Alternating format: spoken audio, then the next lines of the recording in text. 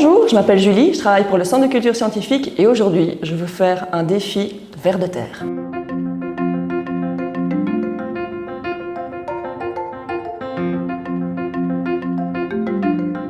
Alors, vous allez avoir besoin de filtres à café ou de papier buvard, une paire de ciseaux et un crayon, un compte-gouttes ou une pipette, de l'eau et, si vous souhaitez, du colorant. La première chose, c'est que chaque personne qui va participer au défi doit créer son ver de terre ou sa chenille. Pour ça, on prend le filtre à café et on va découper une bande, comme ceci, ou on prend du papier buvard et on fait la même chose. Quand les bandelettes sont coupées, bien, on va créer un accordéon.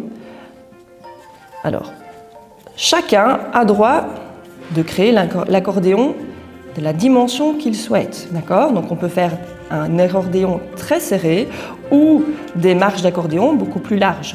Et sur le dernier petit bout,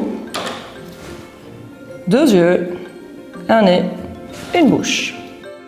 Si vous en avez, vous pouvez rajouter quelques gouttes de colorant alimentaire dans votre eau pour vraiment bien voir le phénomène qu'on va utiliser. Une fois que nos 2 petits verres sont prêts, l'idée c'est on fait une ligne pour le départ et on va utiliser l'eau pour faire entre guillemets avancer nos petits verres. L'objectif c'est de faire tomber des gouttes sur l'extrémité de notre verre et voir ce qui se passe.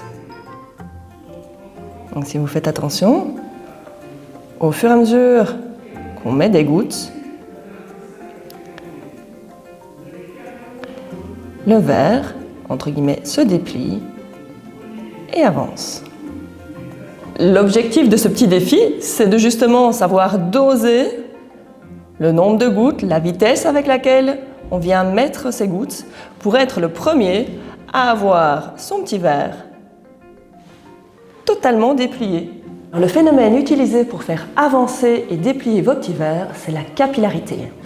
Quand on vient mettre des gouttes d'eau, bien, le papier qu'on utilise est un papier un peu particulier. Les mailles du papier sont suffisamment larges pour que l'eau puisse passer à travers ces mailles et monter, avancer. Si on plonge un morceau de papier, de filtre à café ou de papier buvard dans un récipient qui contient de l'eau, vous allez voir au fur et à mesure. Ici, on voit bien que l'eau a su monter dans le papier. Donc les mailles de papier sont suffisamment larges pour que les molécules d'eau passent et se faufilent entre les mailles par capillarité. Et donc c'est ce phénomène qu'on utilise pour déplier vos petits verres.